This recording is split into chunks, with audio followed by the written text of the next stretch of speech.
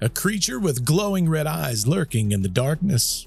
A small town terrorized by something beyond belief, and a chilling prophecy that came true in the most chilling of ways. Now, for decades, witnesses have claimed to see a winged beast soaring through the skies of West Virginia. Could the Mothman be an undiscovered species, a supernatural omen of disaster, or something far stranger? Perhaps even a visitor from beyond time and space. And what if I told you the sightings never really stopped? A mysterious winged entity terrorizes a small town, a bridge collapse, and one of the deadliest tragedies in American history, and an eerie report suggesting the Mothman, he may not just be watching, he may be warning us. Could this creature be a guardian, a harbinger of doom, or something even more terrifying? Retrace the echoes, if you dare.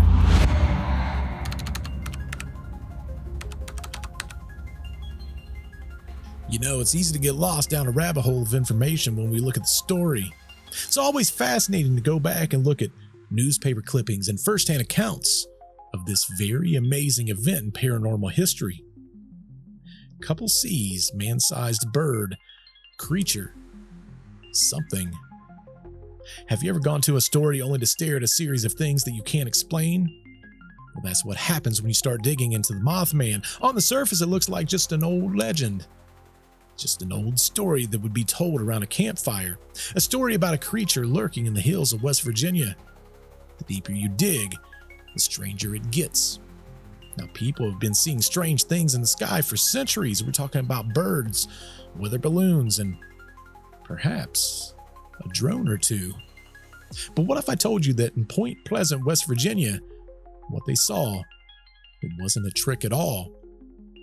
And what if I told you that they weren't just seeing random creatures by chance?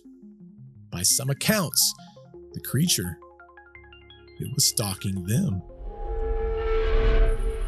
The story that most people tell starts on November 15th of 1966. It all starts on a quiet road in Point Pleasant, West Virginia. That's where four friends were out on a late night drive, talking about Roger and Linda Scarberry and Steve and Mary Mallette. They were completely unaware that their lives were about to change forever. Just four friends cruising down a lonely stretch of road by the old power plant, what used to be the National Guard Armory. Now, this entire area, it was mostly abandoned at this point in time, riddled with tunnels and concrete igloos from its days as a World War II munition site. The locals, they had given it a very eerie nickname. They called it the old TNT area. Now, it was late, sort of hour where your eyes kind of start playing tricks on you. You can almost imagine the wind howling through the rusted chain-link fences and the hollowed-out buildings. Now, Roger Scarberry, he's behind the wheel. His wife, Linda, she was riding shotgun. Steve and Mary Mallette, they were in the back. They weren't out looking for strange and mysterious, just killing time on a back road. At least, that's what they thought they were doing. Suddenly, something caught Linda's eyes, and she turned to look. Standing off the road near one of the old abandoned buildings was a shape that looked almost human, but it was somewhat off. It was tall. We're talking really tall, probably 6-7 foot, if not more. And it looked extremely muscular, yet it was still a little slender. In the dim light, she could almost make out what looked like two enormous wings that seemed to be folded behind his back. And then there was those eyes. Impossible to ignore. Red, and we're talking as red as hot coals in a campfire, glowing as if they had their own light source. They slowed down, perhaps just out of complete shock. I think we all do that to a degree when we see something that just doesn't seem to fit. We just stop and we start to fixate, trying to make some type of sense of what we're seeing. The figure just kind of stood there. Linda later said that it reminded her somewhat of like a moth, except bigger, more solid, definitely less delicate. Now, others describe those wings as if they looked like it was almost angelic in shape. Not exactly the comforting kind of angel that you want watching over you. Then it moved. It was almost like it was a weird, almost confused stride, as though it didn't even know how to use its own legs.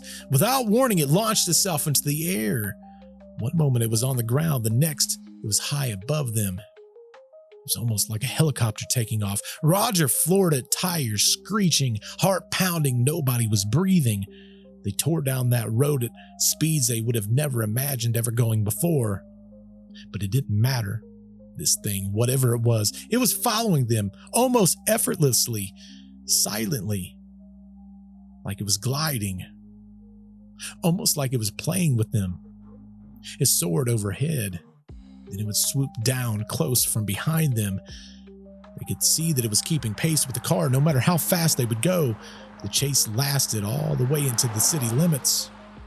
The moment they reached the area just bright enough thanks to streetlights, the creature shot upward, disappearing into the night sky. In just a blink of an eye, it was gone. The four friends, they didn't even know what to think.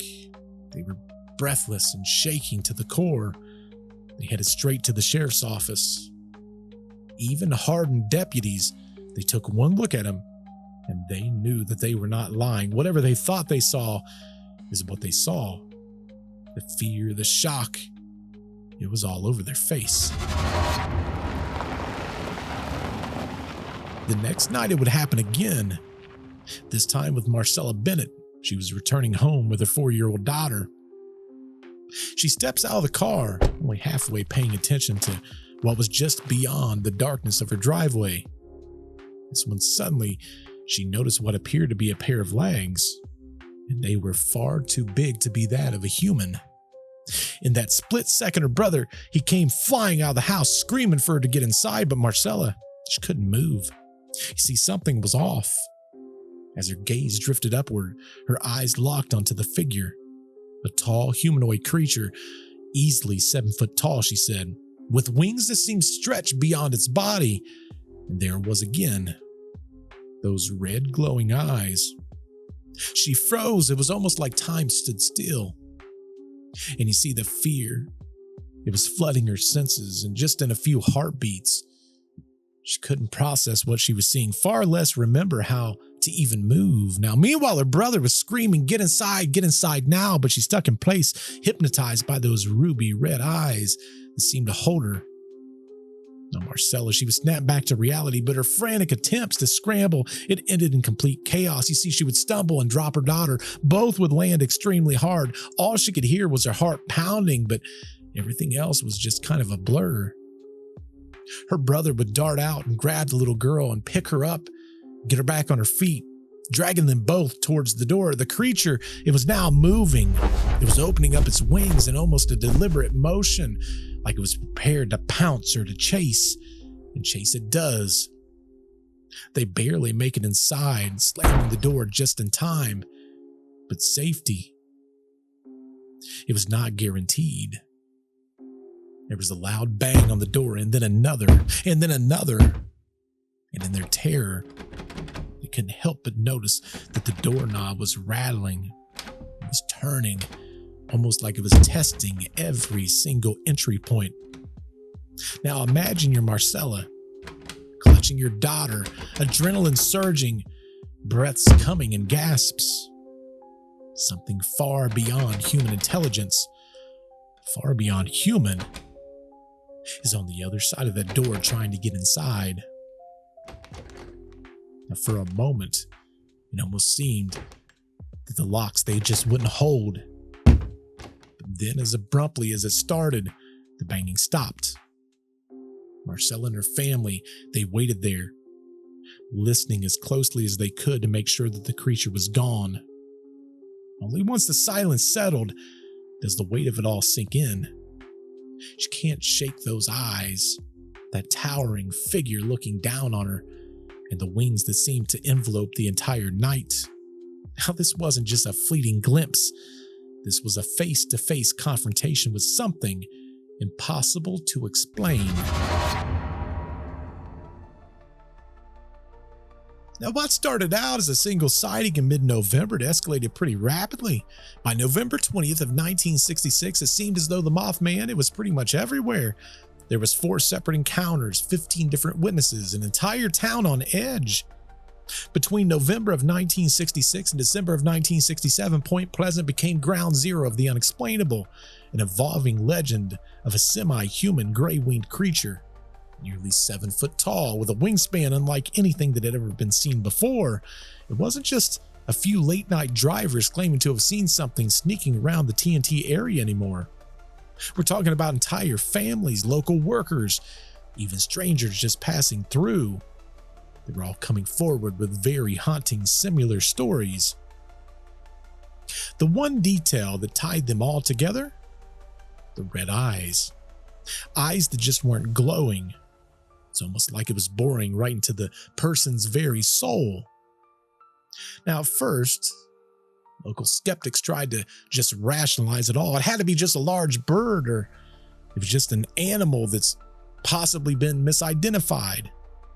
Yet the sightings, they kept piling up, and so did the reports of this bizarre behavior.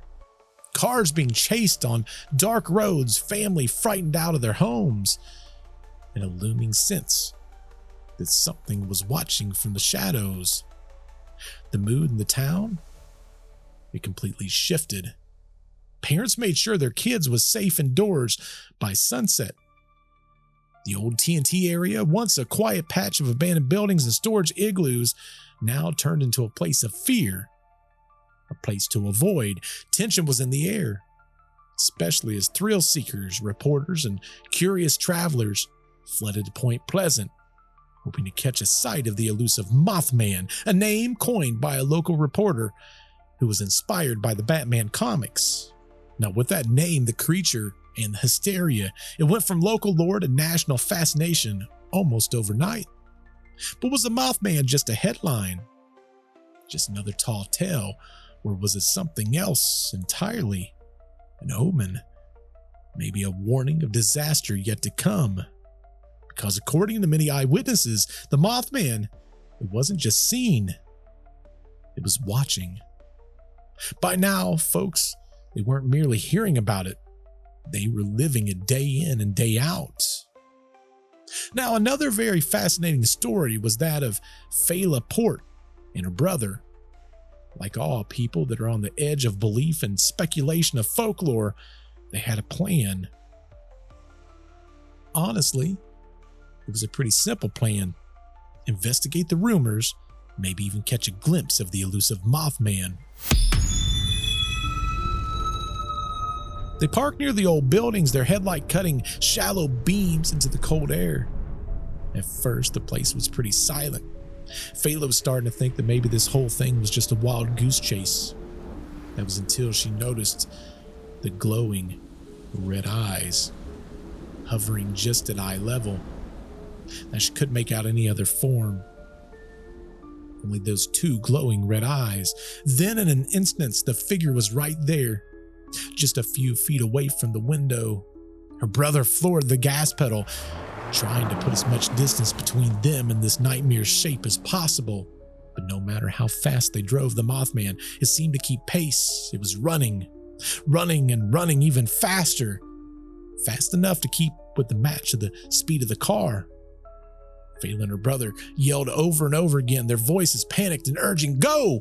Drive faster!" But every glance in the rearview mirror showed that those unblinking red eyes was closing in. Now desperate, Phila's brother would whip the wheel around and turn sharply, and then slam on the brakes, tires screeching. The car would come to a halt, and then there was a sudden thud. See, the Mothman, it landed right on the hood of the car and was staring right through the windshield at Phila and her brother. Their hearts was hammering in their chest. It was so loud, they thought the creature itself could hear it. In one very shaky breath, Phila braced for the worst. But then in a blink, it was gone. They finally spotted it again on a nearby rooftop. Its wings was widely opened.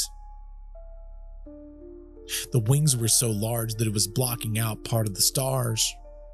Her brother mustered up enough courage to jump out of the car, scoop up some rocks and some loose gravel, and throw it up towards that power plant. "Shoo! Shoo!" he shouted. In a fluid, almost effortless motion, the Mothman, it would spread its enormous wings and lift off into the night, disappearing into the darkness.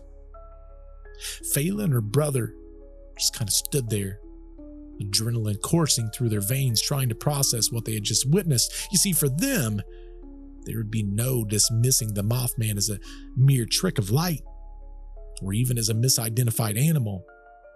They had come face to face with a legend, and that legend was very real. Now, the local newspapers that was coining the term, the Mothman, it was growing far beyond just West Virginia. You see, the more people that was talking about it, the more people that seemed to see this image. And before too long, Point Pleasant became a magnet for thrill-seekers, skeptics, and paranormal investigators, all hoping, if anything, to capture a photograph or to possibly land an interview that might explain the unexplainable. But it wasn't just the Mothman anymore. Alongside the reports of a giant red-eyed creature stalking the TNT area came whispers of strange lights in the night skies. Locals described these glowing orbs that seemed to zigzag over fields and hover above trees. Others swore they saw a craft that would dart away at impossible speeds and always without making a single solitary sound. Now, talk of UFOs, they became almost as common as the Mothman sightings. And with these reports came the unwelcome arrival of mysterious men dressed in black. Now, residents, they told stories about unfamiliar men knocking on the doors late at night. Questions oddly specific and oftentimes extremely intimidating. Now, these men in black, they seemed very intent on gathering details about witness experiences and pressing them for information, all while providing no information of their own.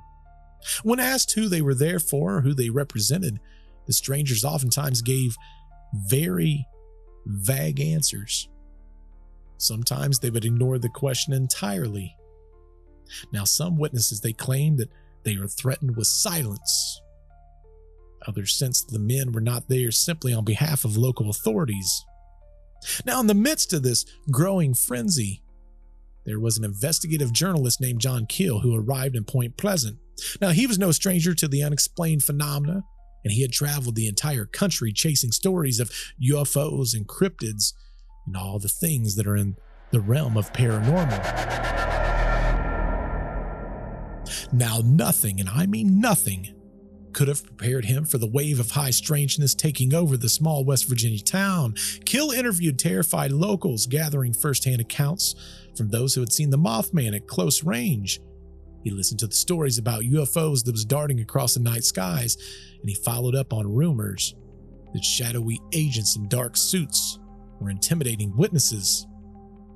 Each day brought him closer into a mystery that defied conventional explanation. As he collected details, scribbling in his notebook and poring over newspaper clippings and interviewing anyone brave enough to speak, Keel began to suspect that the Mothman sightings, the UFO reports, and the Men in Black visitations, they were somehow all interconnected.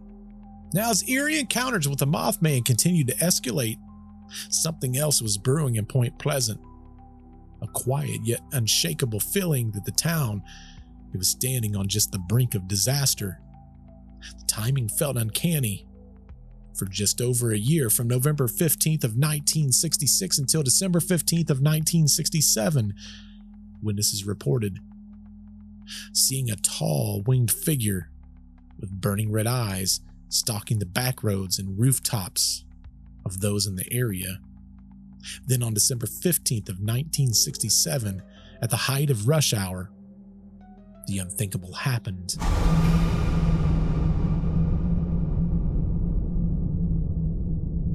The Silver Bridge. It connected from Point Pleasant to Gallipolis, Ohio, suddenly collapsed into the icy waters of the Ohio River. Now, 46 people lost their lives that afternoon, their cars plunging into the darkness below. Now, almost immediately, people started linking the Mothman to the very horrific tragedy that occurred with the bridge. Some even recalled seeing a large cryptid-like, or possibly a large bird flying over the river just days before the collapse. Now others believe that the Mothman was no mere cryptid, but an omen, a messenger warning of the calamity that was to come.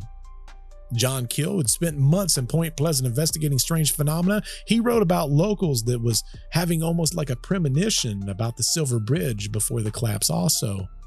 In his book, The Mothman Prophecies, he emphasized the idea that the Mothman's appearances, as well as the bizarre UFO activity, they were just a precursor to the disaster.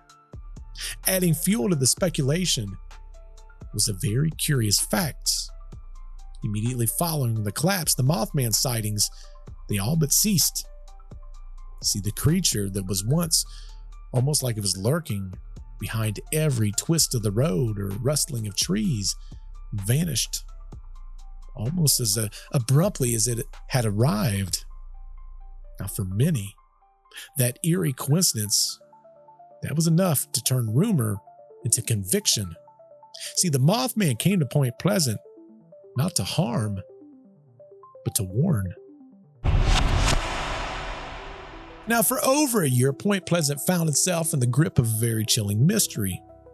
We're talking about a winged creature with glowing red eyes that was lurking in the shadows. But what if the truth is less supernatural than it seems? I want to look at a few theories that revolves around the very story.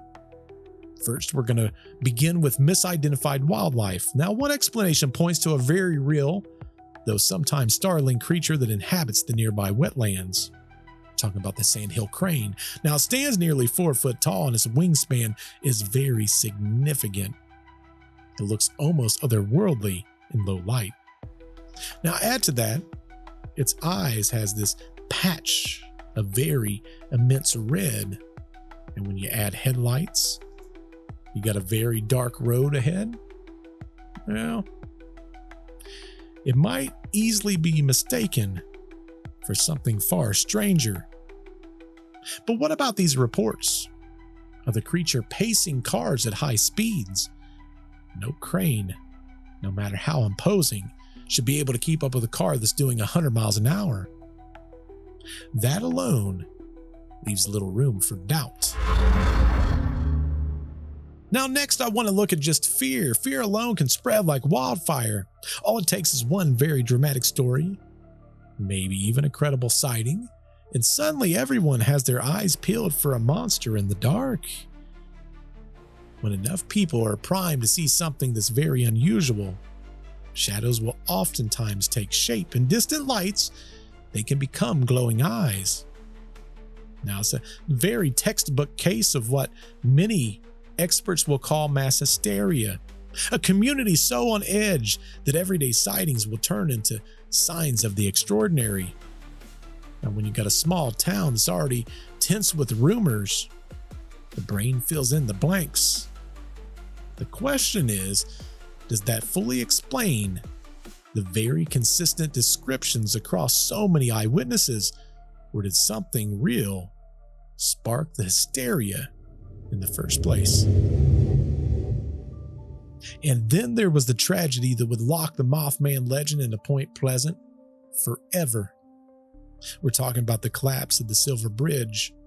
Now, investigators concluded that there was a fracture in an eye bar, and that caused the entire disaster. Very, very small defect, just barely visible, that led to a catastrophic failure that would claim the lives of 46 different individuals. Now, by all engineering accounts, it had nothing to do with a red-eyed creature or any kind of ominous prophecies. Yet the timing remained very unsettling. I mean, we're talking about the moment that bridge collapsed, the Mothman stories, they almost went completely out of the news. People didn't really talk about it anymore. And for many, that's too eerie to just dismiss. Was it a pure coincidence that the creature vanished alongside the greatest tragedy that the town had ever seen? Or was the Mothman a harbinger of doom, disappearing once its warning had come to be? So was the Mothman a misidentified bird? A product of mass paranoia? Or something else entirely? I mean, the engineering reports, they explain the bridge's collapse, but they don't explain the timing or the terror shared by the countless witnesses. And in the end, maybe the logical explanation tells us how a story could happen, but they can't fully explain why it did, or why some people still swear they saw a pair of glowing red eyes peering at them from the darkness. Now, for many in Point Pleasant, the Mothman, he was no simple creature, no mere misidentified bird. As the stories multiplied, new theories emerged, darker, stranger, and far more unsettling. When we talk about a creature that fits the description of the Mothman, you see, Point Pleasant, it wasn't the only place that claimed to see a winged figure haunting its skies before tragedy struck. Half a world away, in 1986, workers of the Chernobyl power plant reported a dark shape with glowing red eyes circling the reactor just days before the meltdown. Now that account describes nearly the same exact thing. An unidentified being appearing on the brink of disaster. Now some believe that these sightings are no mere coincidence, that the Mothman is a harbinger of doom, warning us in ways that we cannot fully understand. Was it here to possibly forewarn Point Pleasant of the impending Silver Bridge tragedy? Or is it a force drawn to the moments of a catastrophe? In either case, for those who saw the Mothman, the timing was far too chilling to dismiss. Another thing that I believe we need to look at is that when it comes to the Point Pleasant TNT area, it was once a bustling government munitions site, a place where dark corners of wartime research might have crossed ethical lines. Now, some believe the Mothman was not born of legend, but born of science. Could hidden experiments have created something unnatural, a mutated creature that escaped the confines of a secret lab, or possibly a failed attempt at a biological weapon left wandering the abandoned bunkers? If the Mothman was engineered, it poses an even darker question. Was it unleashed, or was it let out on purpose? And if so, by whom? Lastly, if the Mothman's not a monster, he's not an omen, and if he wasn't created in a lab, could the Mothman come from somewhere else, a realm just beyond our senses? Well, John Keel explored the idea of something known as ultraterrestrials, entities that slip between the dimensions, sometimes manifesting in our own world. Now, if the Mothman truly is one of these beings, it might not even realize that we can see it. Did we catch a glimpse of something never meant to be seen by the human eyes? Or was it simply passing through, leaving behind more questions than answers? An omen of doom, a hidden government experiment, or a traveler from another dimension? Each theory is more unsettling than the next. Yet in Point Pleasant, where strange lights once danced across the night sky and a winged figure seemed to watch from the shadows, people still wonder, which story holds the truth? And are we even truly alone in the dark? Some stories, they slip quietly into history, but their echoes, they never fade. If you enjoyed this exploration into the unknown, please be sure to subscribe to Retraced Echoes on any of your favorite platforms that you listen to podcasts. And if you got a story of your own, something that defies explanation, I'd love to hear it. Visit retracedechoes.com to submit your encounter, connect with fellow seekers on social media, and dig into the mysteries that surround us. Until we meet again, keep listening to those echoes. Until I see you next time, goodbye.